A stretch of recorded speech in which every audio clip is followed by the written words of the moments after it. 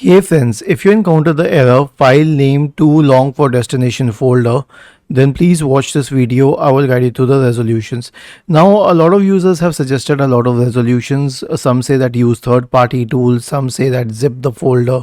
I say the only best solution is to reduce the name of this folder. I mean this file or folder, whatever it is. So right click on it, select rename, and then cut off any unnecessary part and hit enter.